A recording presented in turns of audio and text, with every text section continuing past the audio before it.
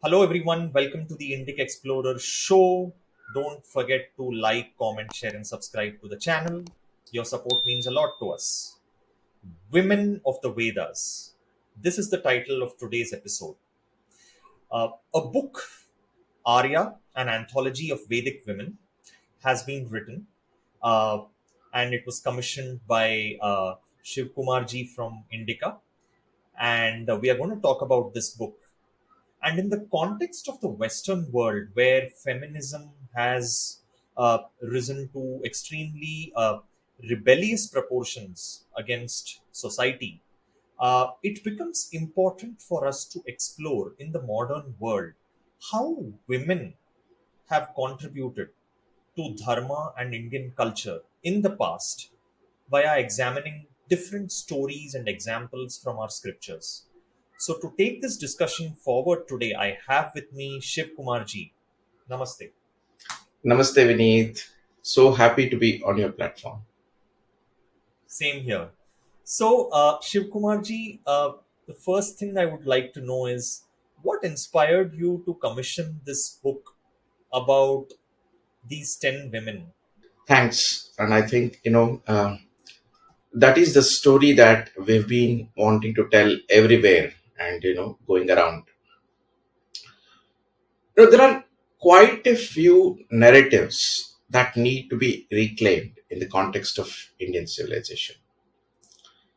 And one of the most important narrative is what was the position and portrayal of a woman in our civilization, and how has it been?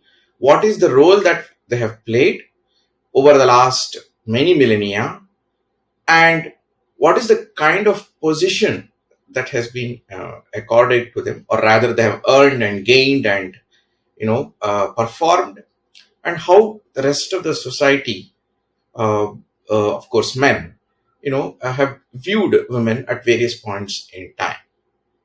We all know that in the 20th century, a significant amount of these narratives have been negative and obviously distorted. And that is the reason why, that is the motivation behind this. See, we have 10 authors, one curator, and of course, the larger Indic Academy fraternity. Of course, beyond everything, our head, Sri Harikiran Vadlamani Garu. There is one thing that has constantly and at all times, being there at the back of our minds, and that is to correct this narrative. And each of us have our own, journeys and motivations in this. And I'm saying this with confidence because once the writers came on board, I realized that the sense of compulsion, urgency, and purpose with which we went about with it is exactly how they have gone about writing those stories and responding to this anthology call. So with this small note, let me actually explain what happened. I have been reading, stories about our civilization at various points in time. I mean, since many years and decades. And in my initial years, it was always, never a doubt in my mind that starting from ancient India until recently, women have played an extraordinary role in shaping this civilization. It's not about their position or position being given. They're there and they've contributed, and they are, they have done many things extraordinary for this civilization. Finally, the shape that it has is something their contribution as well, in equal, if not more proportions. So one of the stories that used to strike me was Sati Savitri, where, Savitri is a very confident, courageous, learned, woman, considered very divine. Men could not measure up to her.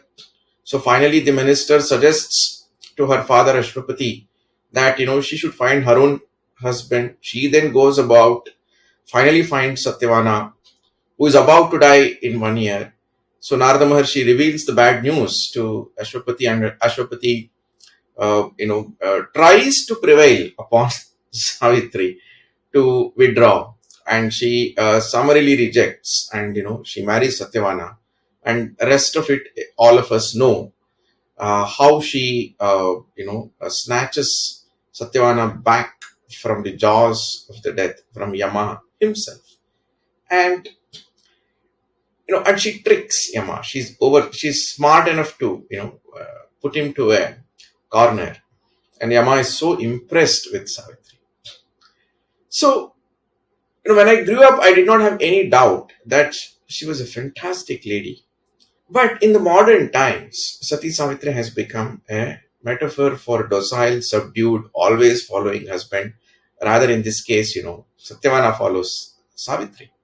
And she's the hero of this story. And it's because of her that her father-in-law gets back his eyes and kingdom and so on and so forth. And like this, there are umpteen number of stories. So women not only contributed, in this manner, not only displayed their extraordinary abilities in this manner, but they've also contributed to upholding dharma, ensuring that the kingdoms are run well, and so on and so forth. And the stories are so many in number that you cannot even have a doubt until you get to a stage where you read modern narratives, and then you are stunned that such is the narrative. So then it was there in my mind that this ought to be corrected, and Sri Harikiran also had the same thing, because he saw a lot of women of substance narratives in the West where the Indian woman was not represented. So then I made this proposal of anthology to Harikiran Garu, saying that we must recreate the narratives truthfully with intellectual honesty.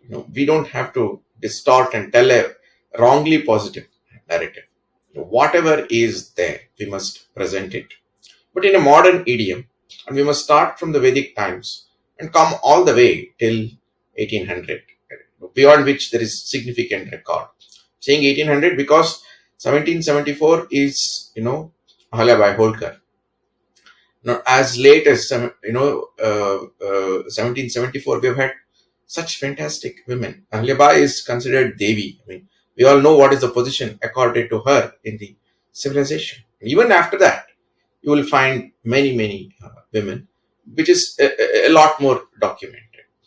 So then, we called for the anthology. 47 stories came, and then, we found that, the stories selected, finally they share the same vision. Each of them shares the same vision. It's a shared vision and a shared sense of purpose and a shared sense of urgency with which this anthology has come about.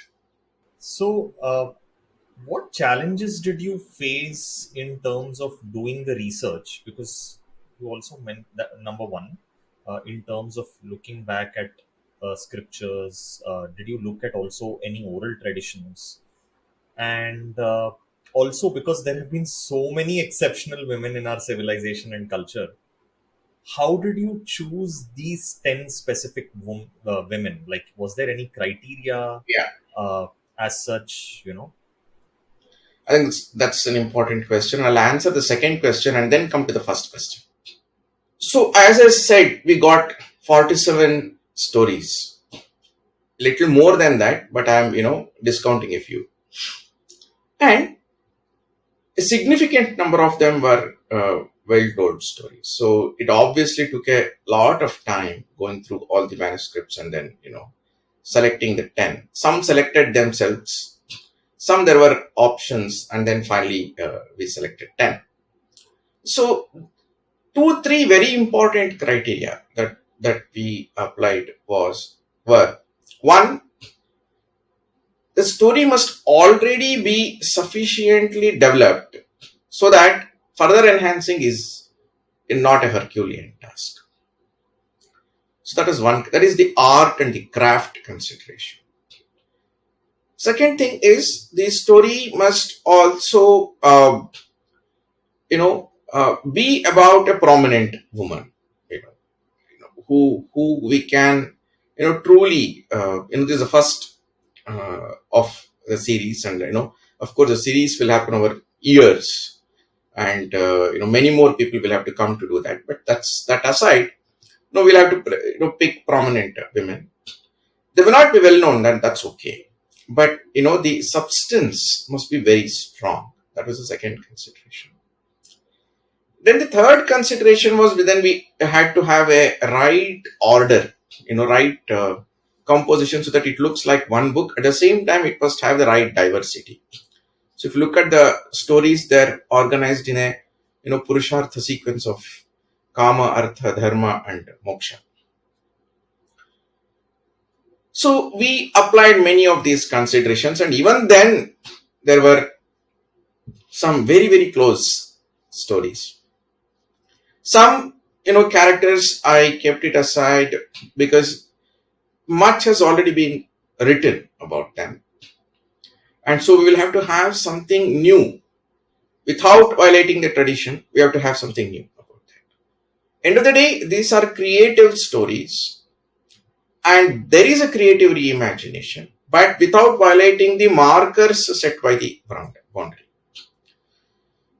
So, for instance, Subhadra is, all Pandavas go to Himalayas, and Subhadra stays back with Parikshit, Yuyutsu, and Uttara.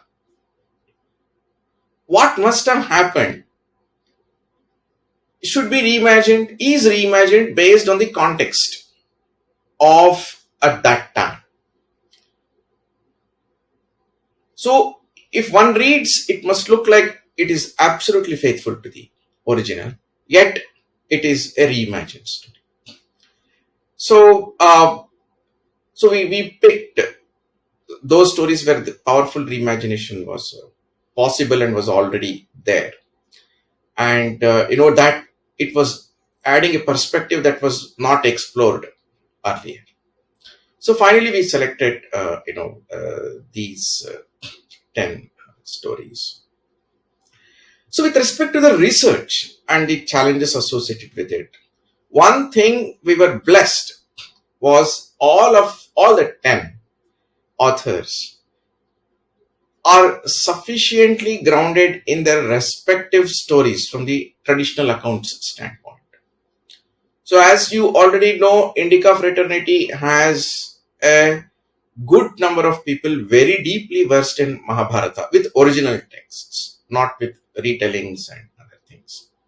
So we constantly read Gita Press Gorakhpur, Kisri Mohan Ganguly, Dr. Vivek Debroy, and so on and so forth. So there is reasonable scholarship in, I would say more than reasonable scholarship, with somebody like Sai Swarupa Iyer and Abhinav Agarwal. So Mahabharata is in our access to the original accounts are quite good. And of course, we had two more stories from Upanishads, Gargi and Maitreyi. There too, the authors were very well versed with the original accounts. And then constant discussion amongst us ensure that we didn't miss any perspective. So that way, the characters chosen and the authors, prior scholarship ensure that we did not have to struggle too much. Rather, what we did a lot of research was, what is the kind of distortion that exists? How do we creatively address that within the scheme of the, narrative that we have chosen? Without, of course, none of the stories, if you read, will look like, it is trying to aim at any specific thing, except one, I would say. So, which is a direct narrative, which is kind of dealing with the distortion explicitly and directly. Otherwise, all other nine stories aren't. And that one that we chose was deliberately chosen that way, because that is the only way to narrate it, and that is the best way to communicate that. So, we all our research was about what angles can be brought out and what accounts need to be addressed. How do we ensure that this is best passed on to the next generation. End of the day, the audience is age 15 to 25 as well. Very important audience, because that is the audience that needs to know these accounts, and they shouldn't read this before they get, that they're told about the distorted accounts. Distorted accounts should not reach them first. Is that was our advantage. The advantage of our generation was that, especially because we read a lot in the originals and the mother tongue in Indian languages. So these were the considerations. Yeah, the research was, that phase, our, after the selection of the manuscripts, first versions, the next phase was a deep discussion about the narrative. That was fantastic. That was so fulfilling, to me as a curator as well. It was extremely fulfilling. And of course, subsequently, the art and the craft, of the book itself. So typically, the anthologies that I've read, they've had a common stream. I know that it is Vedic women, Indic women in this case, but there's a common underlying theme or narrative which is getting developed. While the stories, the background of it, the timeline could be extremely, diverse, but each section is a story, and all of that fits together to form a larger story. So I want you to comment on that. Second is, you mentioned that everyone was kind of brainstorming, bouncing off ideas and all of that, which seems like an interesting course to take for an anthology. Were the authors speaking to each other as well, or were you the person, like the interconnectedness, how was that coming about? Like, were they speaking to each other, like you were holding it together? Like, in, one example I can think of is the Game of Thrones, where the director for each episode is different, but there is a showrunner for the entire season who pulls it all together, who ensures that there's continuity. So I want you to comment on both these two things. Yeah, I think this is extremely important question, and I think for anthology makers, this is important. For after the stories were selected, we were one family, and we engaged. We were together reviewing, reading everything, commenting everything over the next, 18 months or so. So every author read every other story and shared whatever views they had with each other at various points in time. And of course, as a curator, I was reading every story and I was talking to everybody. And all comments that each of us had, including me as a curator, about any story was known to everybody else. So it is an N cross N between 11 of us. And that was constantly happening without, significant top-down, control. It was organically evolving. So that's what made the whole journey very beautiful.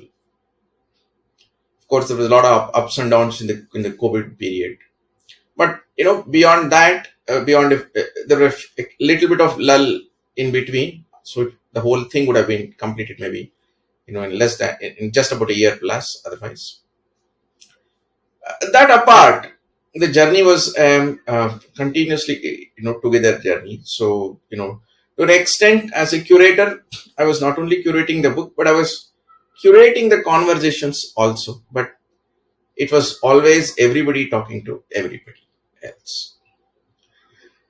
Of course, some decisions I had to take. That's a different thing.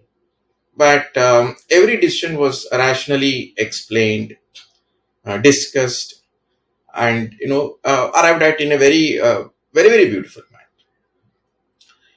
And subsequently, even the craft discussions that we had a renowned writing faculty member with whom we all discussed and went through a workshop to make it to ensure that the text is viewed from multiple angles. Even that, every story was discussed and reviewed by everybody else, including the faculty member.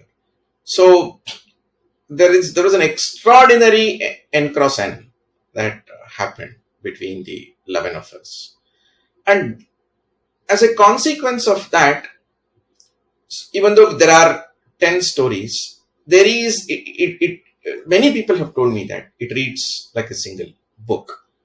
Although it has different voices as well, it's a very good example of unity in diversity and diversity in unity, both. Of course, not to veer off into politics, but just to look at it as a conceptually, it has both. The unity drove the diversity.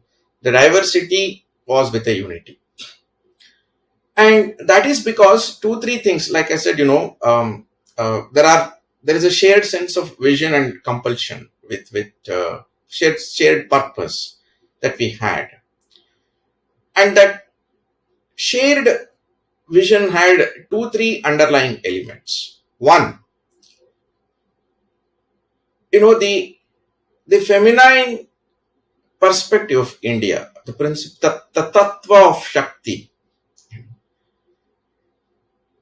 bringing out that the Shakti in each of these women. That was one unifying factor. Secondly, all women faced extraordinary challenges and resolved these challenges without having to be in conflict with the society. So they had an extraordinary individuality that was not in conflict with other elements around, as opposed to the kind of ideologies that we see today. So a different perspective of femininity that India has evolved constantly. A Shakti in front of which men bow. So that narrative was the second unifying factor. The third unifying factor is the very philosophical fundamental of Bharatavarsha, which is Purushartha, Dharmartha Kama Moksha. And how all these women, while they are individuals, they also uphold Dharma. And they're striving for their own sacred journey. So that is a third element. The fourth element is all these women were shaping certain aspect of life around them, and consequently the civilization itself. They played a crucial role in their times, in their context, and bringing that about. So these 4 things, I would say, were the unifying factors of the. So my question here is, you mentioned a very interesting point on how they resolved conflict, in the sense that they didn't, basically, when there was a situation or a tension, they were able to do that without coming in conflict with their society or with the situation around them. Now, how did they resolve this tension? Because it seems like a very thin path to walk, because in certain situations we might have to take steps which are hard, men Correct. or women, right? Whoever. And this is a lesson for everybody, actually. So how did they walk this tightrope? Could you Yeah, throw some I light? think that's an important question. See, for instance, in the story of Ulupi's brother simply does not like Ulupi, being on the side of Arjuna for many reasons. There are many, the Naga conflict with the Nagas and the Sarpas is a very well known thing. But Ulupi kind of understands that and constantly navigates that without creating a problem for her father, but without ever compromising on what she thinks is right also. With a certain sense of composure, she handles that situation. Similarly, Damayanti, Nala leaves and goes away, and she doesn't know why Nala left her and went away. Yet, she does not lose that confidence. And then, because she does not turn very bitter about that, once finally she gets back Nala, and Nala, whatever explanation Nala gives, she is in a position to accept that. Otherwise, the route could have been completely different. And it's not that people were not upset with Nala in her kingdom, but she navigates through all of that. So there is a confidence within themselves that decisions that they otherwise took earlier are correct, and they don't have to uh, problematize that in wrong directions. Satyavati gets onto a situation, and she loses her husband Shantanu so quickly, and then children. She could have done completely different, and blamed everybody else for her situation, and then the whole thing would have turned vengeance. But that doesn't happen. Rather, she anchors the kingdom. She navigates through all challenges and ensures that the kingdom has the right future, not if not right future, at least some future that somebody else takes it forward. She thinks of it as her responsibility, and she thinks of it herself as being capable of doing that. There is no sense of victimhood in Saraswati, in Satyavati, or anybody else, in spite of extreme difficult situations that they go through. So that confidence, and the society and the culture and the education that shapes such confidence, that is very important. And you will see that in Ahilyabai Holkar and Jijabai in 18th century, 17th century and 18th century. What fantastic roles they play. And go back to any times, and in any century, in every kingdom you will find some 10 prominent women. Well recorded, somewhat recorded, if not well. Unrecorded would be innumerable. So it's not that these narratives don't exist. Even historians also know them. But the point is that these stories have remained as stories and are protected as exceptions, and they don't form the civilizational narrative. And that is a tragedy. And that is what we need to set right in this process. So, coming to the story of Shakuntala, I think one of the most famous amongst the list of characters you've covered. Uh, how do you think the story narrative itself, different versions of the Shakuntala story that have been written, right?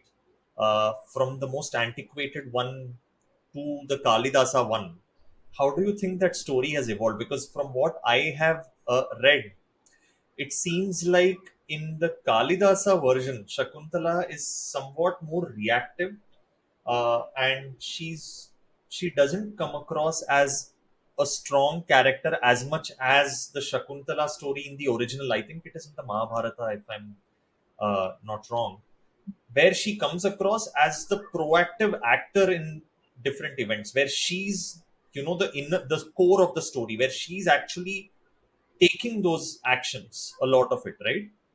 So how has that story changed over time, and how do you see the evolution of that story? And also it's my personal observation, the from the Tamil Sangam, the story of Kannagi and the foundational myth of the or the Yeah. foundational story of the city of Madurai. Uh, I see parallels in that and Shakuntala. Somewhere I see some connection in those stories. So, what do you Yeah, think I'll about take the that? first question first. So, the narratives of Shakuntala, about Shakuntala that we have today, are largely from Kalidasa's Abhijnana Shakuntala. And while Kalidasa's Shakuntala is not, subdued or docile, but she's little calm, gentle. She's willing to withstand, and through that process, evolve the situation. Whereas Mahabharata, where Shakuntala's story comes first, Shakuntala is extraordinarily fierce, and the story also is significantly different. In Abhignana Shakuntalam, there is this ring that's lost, and so on and so forth. And Shakuntala comes, and Dushyanta says no, then she goes off to Marichi's ashram, and so on and so forth. But in this case, she comes to Dushyanta along with Sarvadamana, or Bharata, subsequently Bharata, her son. She's already brought him up. And that's important that, in Kanva's ashram, nobody questions. He's 5 years old, Sarvadamana. And this story that we have written, the Prasad Kulkarni, the author has written, is he has focused on these two dimensions. That is how she might have brought up Sarvadamana. There are some instances which have been elaborated, and of course how she faces Dushyanta, which is most extraordinary in Mahabharata.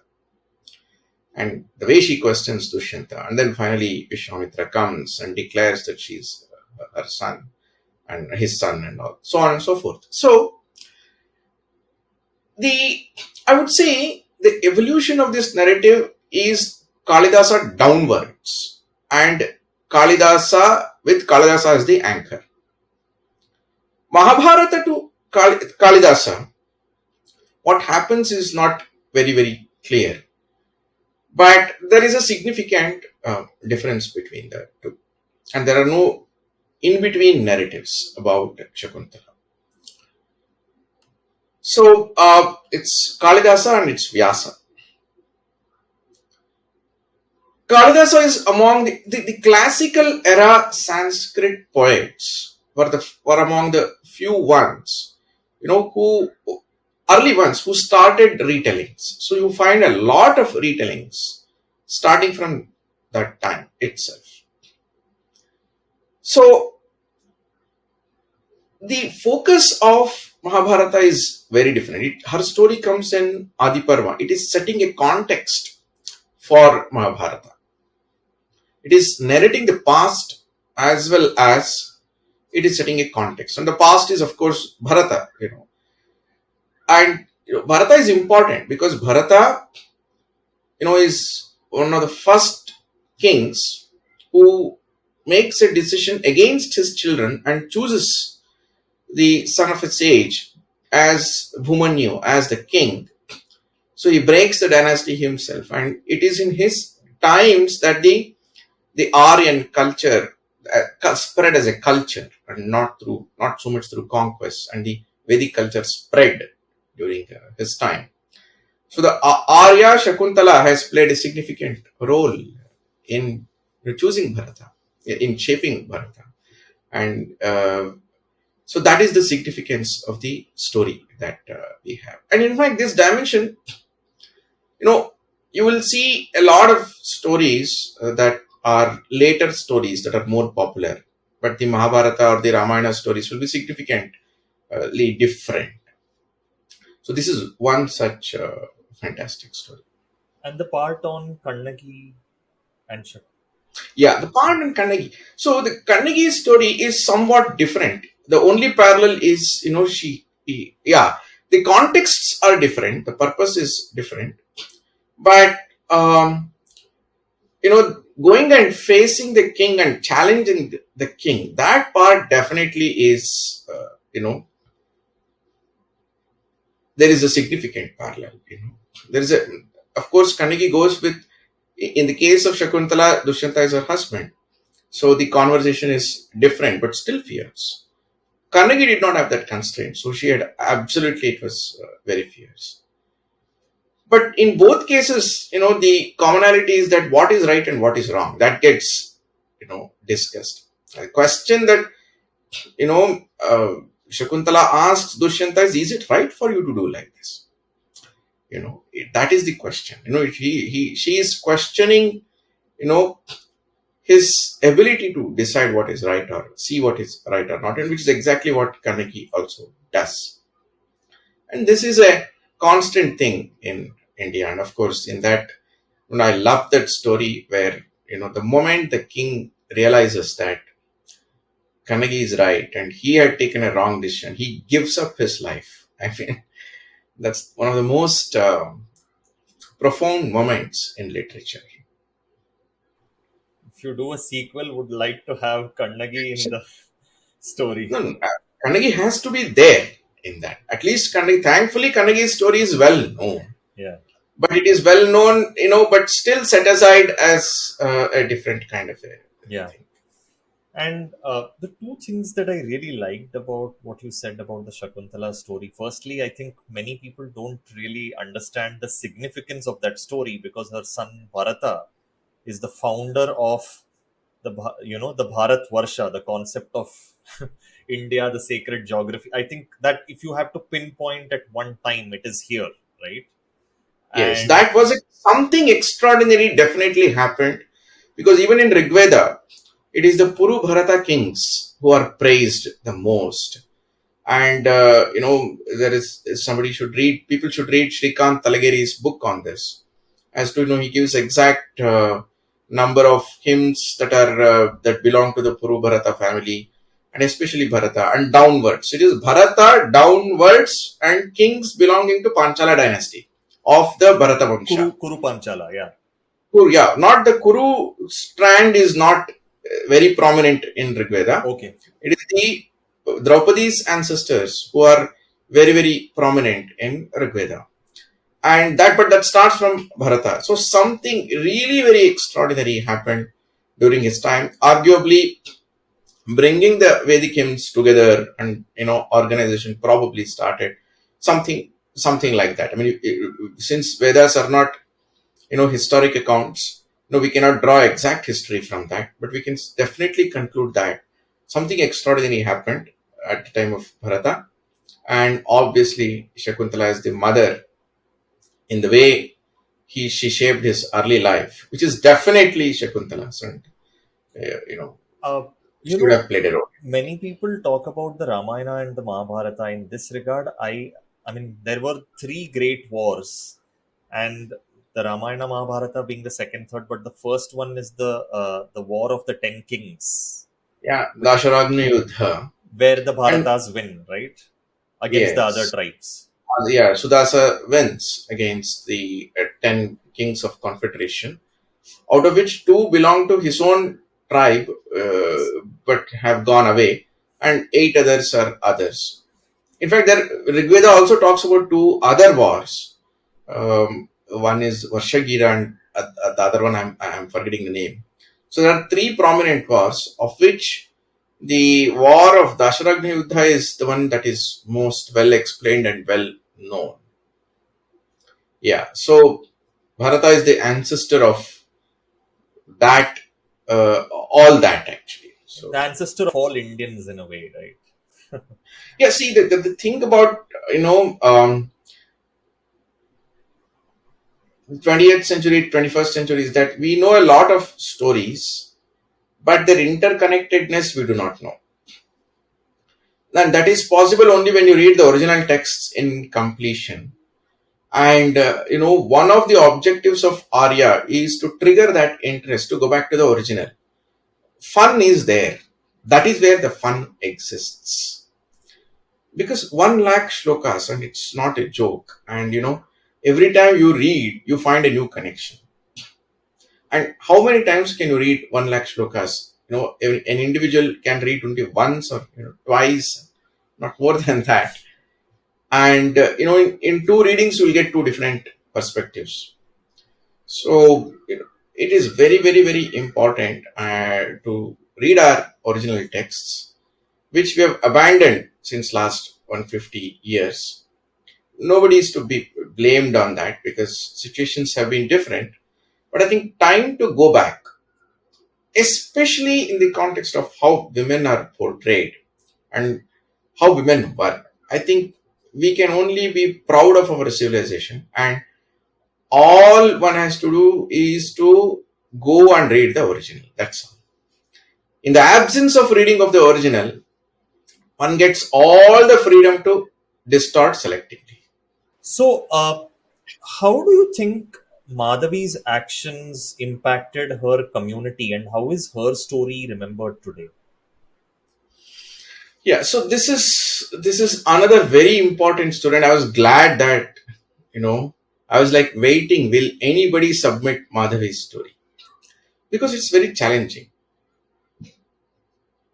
Firstly, because it comes in a upakhyana of Mahabharata.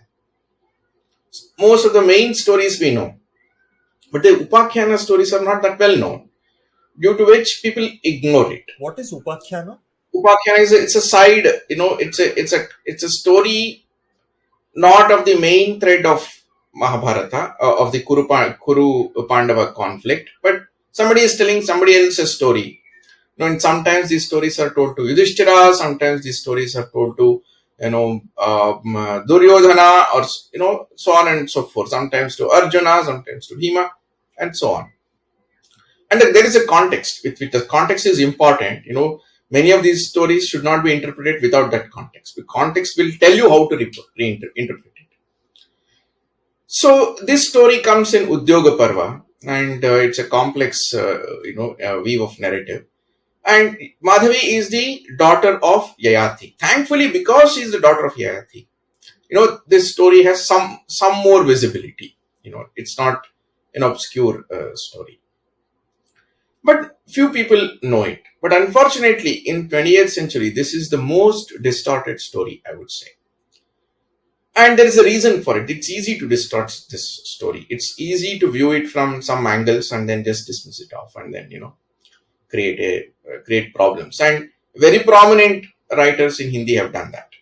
And then after that, it is flowed into every Indian language, that distortion. But that aside, so I was glad that, Madhurima ji wrote it, and it's an extraordinary narrative. It's been liked by everybody. And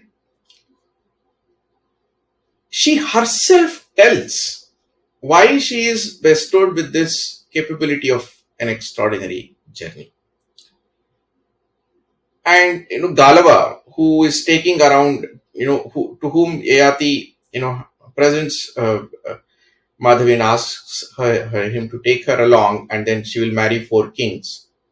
Sage Galava is very, very apprehensive. But Madhavi assures him, I have a special boon. So interesting thing that we must know is that all the 4 kings who marry her respect her and honor her. She is a respected queen in each of the kingdoms for whatever duration she was there with the king.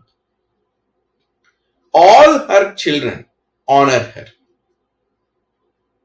Finally, of course, she marries Vishwamitra. It's important to remember, the 4th marriage is with Vishwamitra, not the 3rd. So finally, when she goes back to Yayati says, now we will organize a Swayamvara for you. And then she says, no, I'm going to marry the forest. So throughout, it's a she who makes the choice. And finally, when Yayati is in trouble, she comes back and tells her children to give their tapas so that he goes back to the heaven, Swarga. So that is the role she plays. So in the whole story, she is an extraordinarily capable woman who does what she wants, rather what she is also destined to. She recognizes that destiny, and then she does that. She relieves her father of his unfortunate situation of falling off from the Swarga. And I'm giving a skeleton of this story. There is so much more that happens, and the conversations between her and others. So they're all extraordinary. It is a story. It's a storytelling of the highest order. That is Madhavi. She is glorious woman.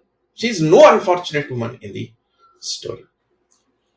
And the society is not at all interested in exploiting her at all.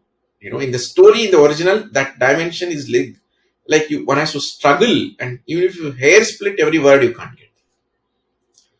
Yet, the distortion has happened.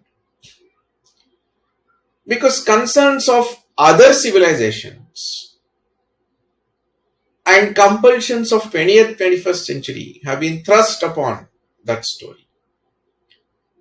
If anything, those narratives insult Madhavi, not the civilization itself.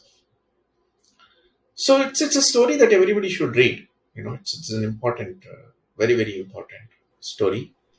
And I'm glad that now when we have presented in a modern idiom, this is the only story that goes back in time and comes back to 21st century. So this is the only different kind of story that exists.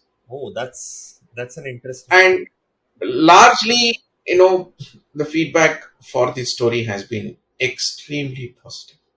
That's an interesting way of, as coming back to the modern world and looking at the story. Nice plot Yeah, device. And there's another story that I really find very interesting, which it's not a character you have covered in the book, but many people say about how Krishna elopes with Rukmini, right? Because the family. absolutely. Which Sai Swarapa Yeah, has yeah, written in yeah. her novel.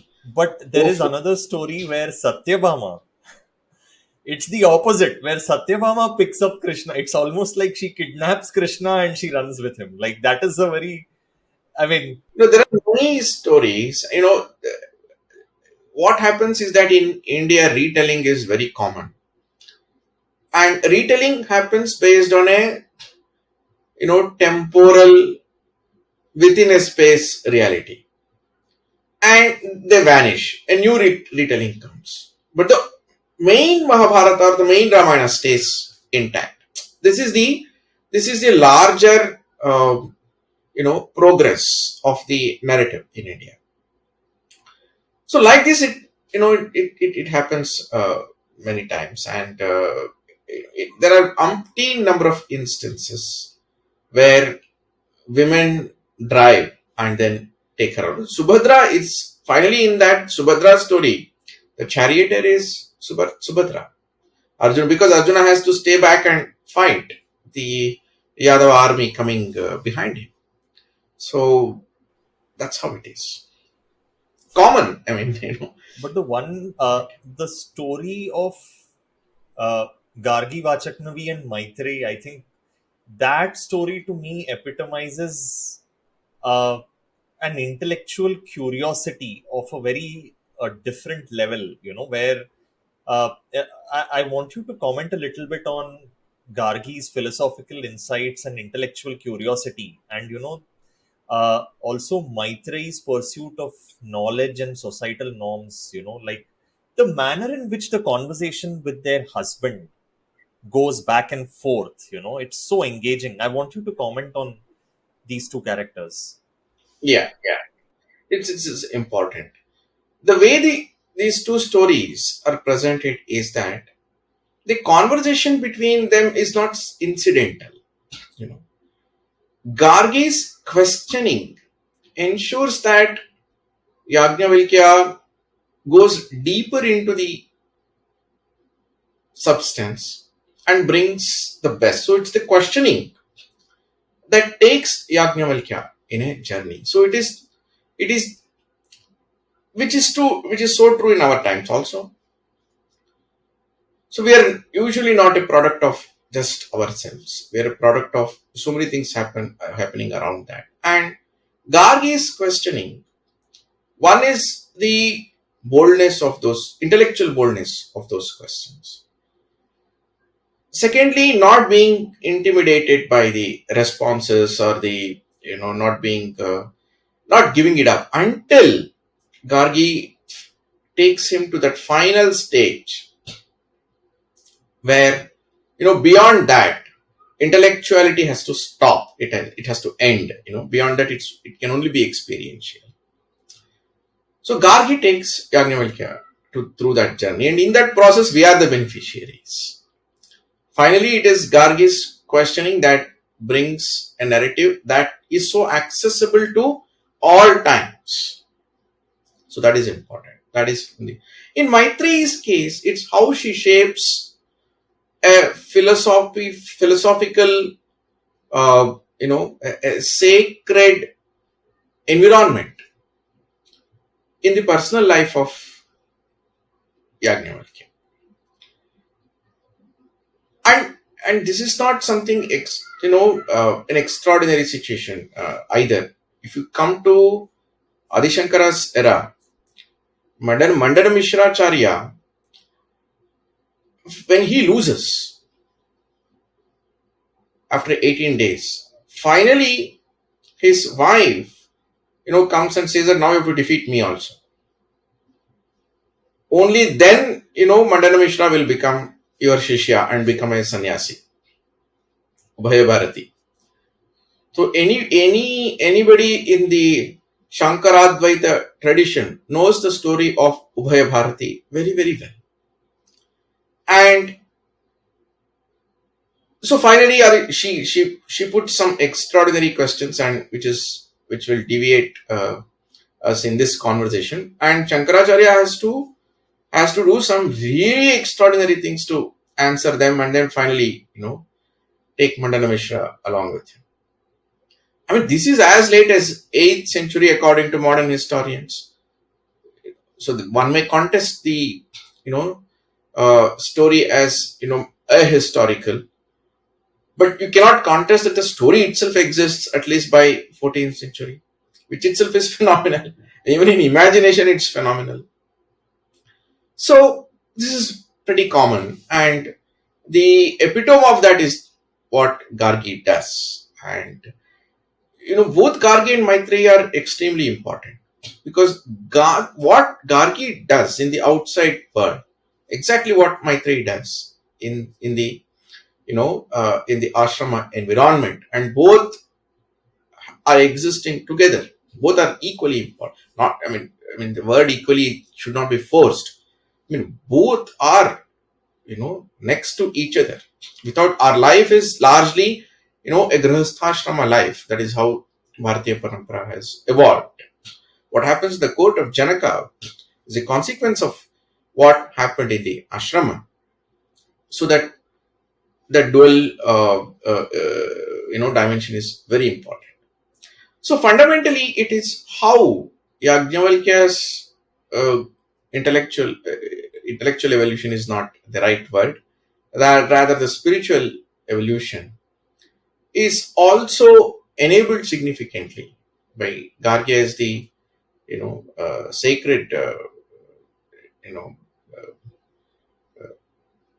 colleague, in a modern sense of the word, which is a poor representative of what would be, and Maitreyi, a partner at home. I mean, Yagnavalkya certainly is a very lucky man to have two such brilliant women around him. I think his genius was definitely shaped by the two of them, and he would not have been the same without those, without them in his life. So, coming to Sandilya Duhitha, this is a character I've not really heard much about. So, can you? Yeah, I think most people do not know this story, and it's understandable because it will just come and go, just like that, in a few shlokas. And thanks to our author, Ranjit Radhakrishnan, he, when I saw this story, I was very happy. I had read it, and I knew that, this is one story. In fact, in the listing also it existed, but with a different, characters like Kunigarki and others.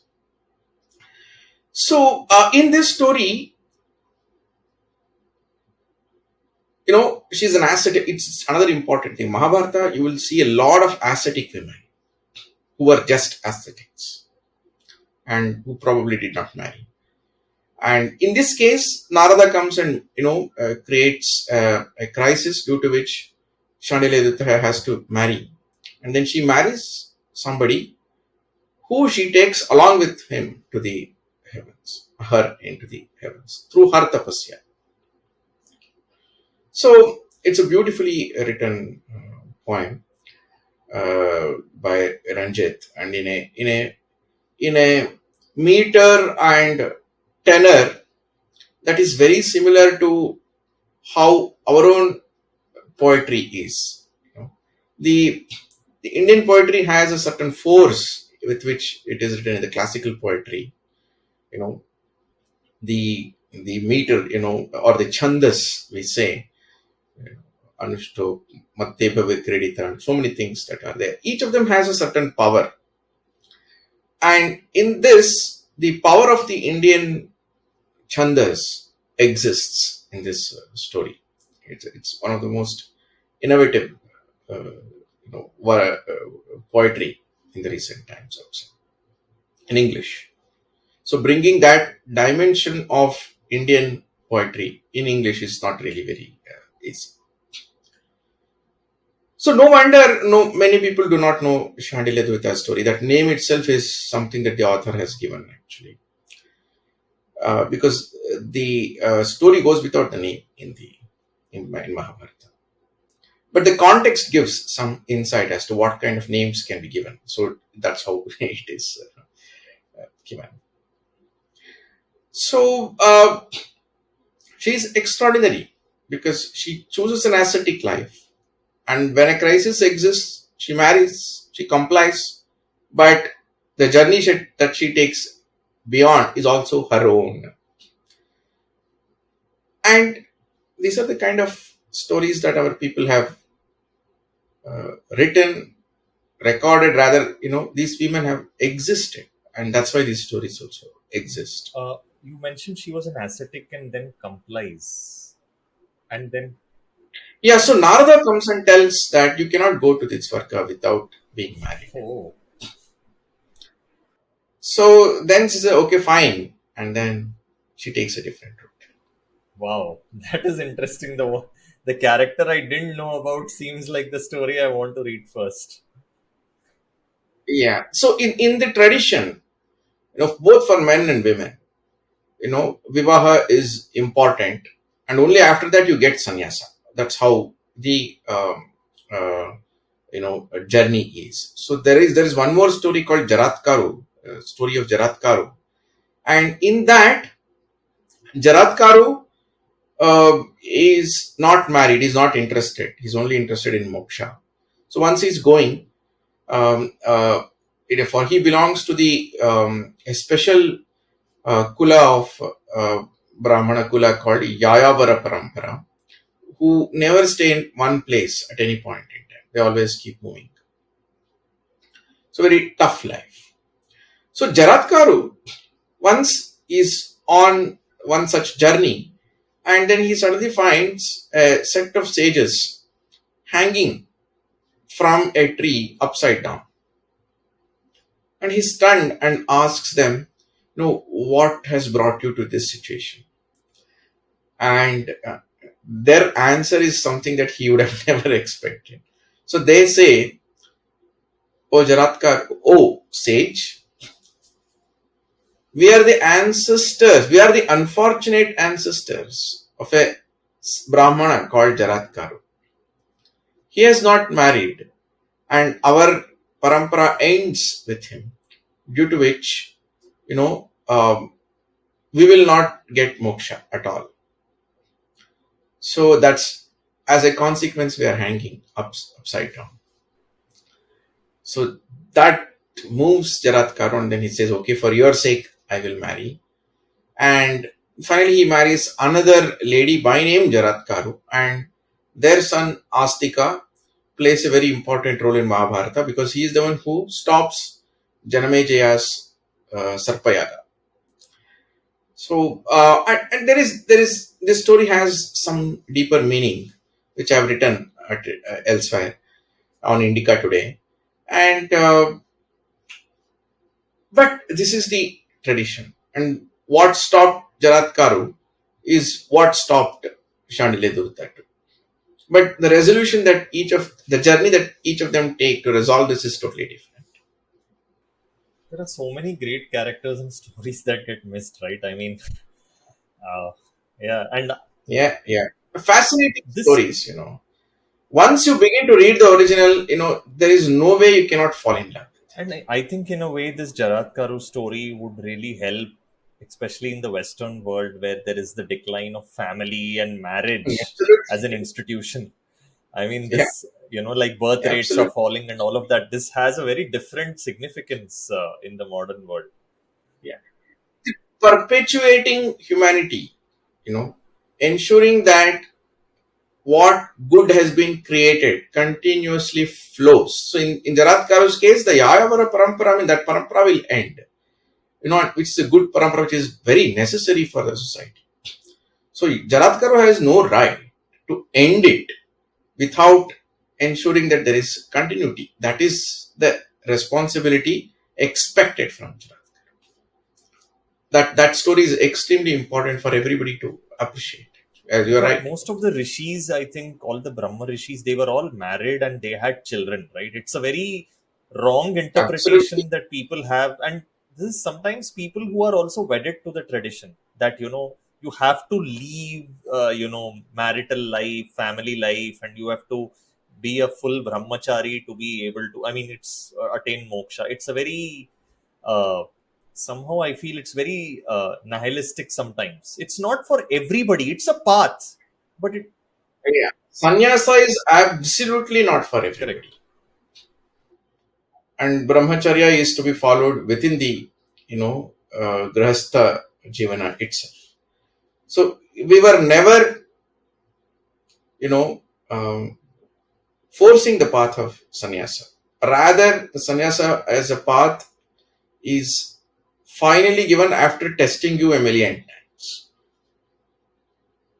Yeah, in fact, an argument can be made that you're not ready for sannyas ashrama till you have navigated the problems of grihastha ashrama. Like it's a important journey. That is how it is. Absolutely, that is how it is. You have to know the grahastha ashram. So coming back, finally, what legacy do you think these women have left on our culture, and what takeaway do you want for readers of this book? So I think the legacy is very, very clear. In every situation that we are in, there is an extraordinary contribution that is possible while being, you know, you have a context, you have to perform some duties, but you still can perform extraordinary, you still have the scope for extraordinary contribution. That is one. Secondly, individuality need not be in conflict with rest of the society. To be an individual, you don't have to press yourselves against something, that against nature. That's not necessary. All these women are extraordinary individuals. When no two women in any of the texts appear the same, yet they are within the fold of dharma, contributing within their context, figuring out how to deal with their situations. There is no sense of victimhood. There is no sense of being wronged by others. That is the single most important thing to be taken away from these stories. Fascinating women facing many challenges facing all by themselves, facing in their own way, upholding dharma in the process, demonstrating the true nature of Shakti. That is the essence of these stories. Very interesting. Could you show the book cover, please, for the So this is the story, and I'll just can you see the pages of the? So this is the first set of stories. right? So, guys, please So buy this book, Arya, an anthology of Vedic women. It's covered an excellent gamut of characters, and I will be getting my copy very soon as well. And will this be available in Kindle version as well? it's already available. It's already available. Great. Kindle So, and hard copy on Amazon, Flipkart, and Padega India. You can buy. wonderful. So, you heard it. Please get your copies soon. And until next time, see you around. Thank you so much, Shivakumar G, for joining us today. Thank you so much, Vineet. It was fantastic being on the platform and talking about Arya. May Shakti be with us all the time. May Shakti be with us all the time. Jai Durga.